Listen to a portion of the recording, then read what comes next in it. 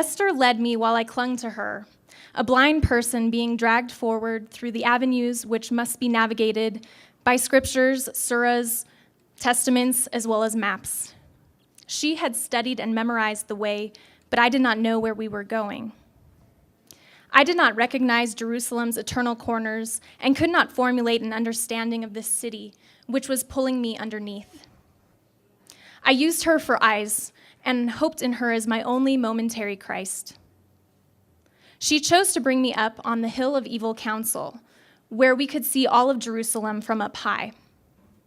The name is very old, coined for the high priest Caiaphas's decision to arrest Christ. There is a flat place on top of the hill, and it is called the Field of Blood.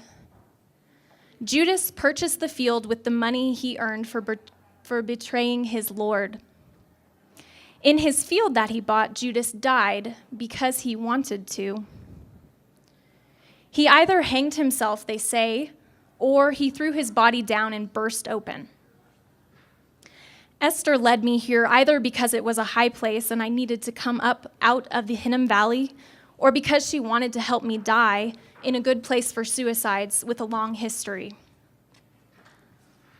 It was a silent Shabbat, and there were few cars on the road. Those not practicing a day of rest rode bicycles, smiling, wearing red and bright blue. It must have been beautiful. I was instead entranced by thousands of old ghost stories that were trapped in the walls of Jerusalem, making laws and building places of worship. Jerusalem is a dangerous place to lose one's faith.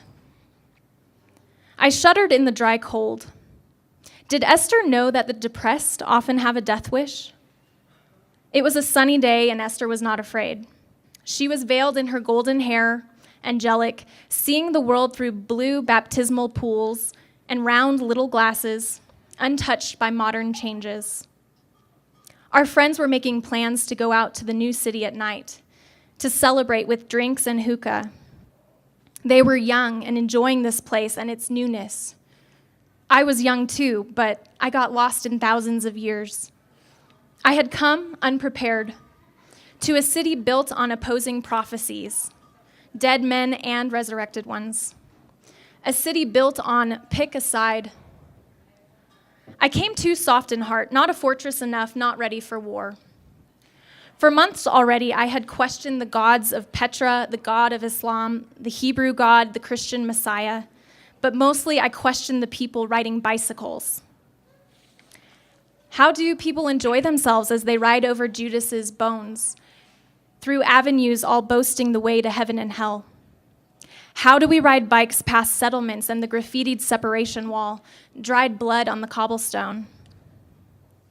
Disembodied, floating, blind, I hoped Esther could cure me, make a miracle happen, but I did not believe in miracles anymore. We sat on rocks and looked at all the white block houses stacked up and glowing in the afternoon light. Would Esther kiss my cheek now and let me die? She suggested we sing words of faith. I sang. We both sang badly. I did not believe, but I hoped for something, or remembered believing. When we couldn't think of any more songs, there was the wind carrying distant Dead Sea salt. You're stronger than you think. I could barely hear her say it. Your faith is stronger than you think.